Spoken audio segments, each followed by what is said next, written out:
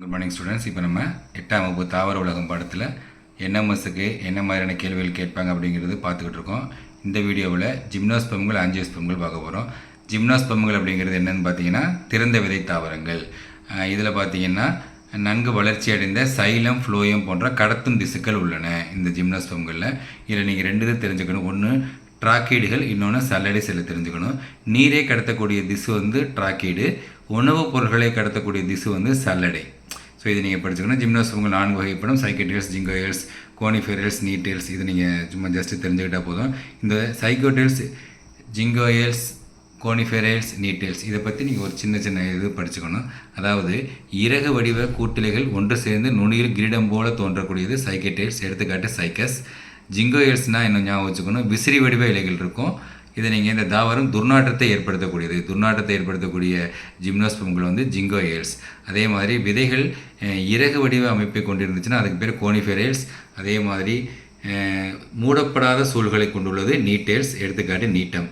பொருளாதார முக்கியத்துவம் பார்த்திங்கன்னா அதில் நிறைய கொடுத்துருக்காங்க. அதில் நீங்கள் முக்கியமாக தெரிஞ்சுக்க வேண்டியது இந்த டர்பண்டைன் எண்ணெய் எதுலேருந்து தயாரிக்கிறாங்க. இந்த டர்பண்டைன் எண்ணெய் பைனஸ் தாவரத்தோட பசையிலிருந்து தயாரிக்கிறாங்க. இது வண்ணப்பூச்சி பெயிண்ட்டு, மேலும் மூட்டு வலி, பிற வலிக்கு நிவாரணையாக பயன்படுகிறது. அடுத்து உண்ணத்தகுந்த விதைகள், அதாவது பைனஸ் ஜெரார்டியானா.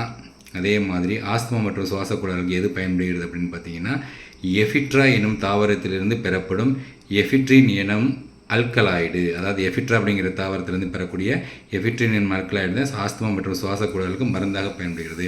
அதே மாதிரி ஒரு அழகு தாவரத்துக்கு ஒரு எடுத்துக்காட்டு அரவ்கேரியா விட்வில்லி, பெரணை தாவரம் மாதிரி இதையும் நீங்கள் படிச்சுக்கணும். அடுத்து நம்ம பார்க்கக்கூடியது ஆஞ்சியோஸ்பெர்ம்கள். ஆஞ்சியோஸ்பெர்ம்களில் மூடிய விதை தாவரங்கள். இது கிரேக்க சொல். ஆஞ்சியோஸ்பெர்ம் அப்படிங்கிறது கிரேக்க சொல். இந்த ஆஞ்சியோஸ்பெர்ம்களில் வளரியல்பு அடிப்படையில் 3 வகைகளாக பிரிக்கிறாங்க: சிறுசெடி, புதர்ச்செடி, மரங்கள். சிறுசெடிக்கு வந்து கத்தரி செடி, அதோட தாவரவியல் பெயர் சொலானம் மொலாஞ்சினா. அதே மாதிரி புதர்ச்செடிகள் செம்பருத்திக்கு தாவரவியல் பெயர் ஹைபிஸ்கஸ் ரோசா சைனன்சிஸ். அதே மாதிரி மரங்களுக்கு, மாமரத்துக்கு தாவரவியல் பெயர் மாஞ்சிஃபெரா இண்டிகா.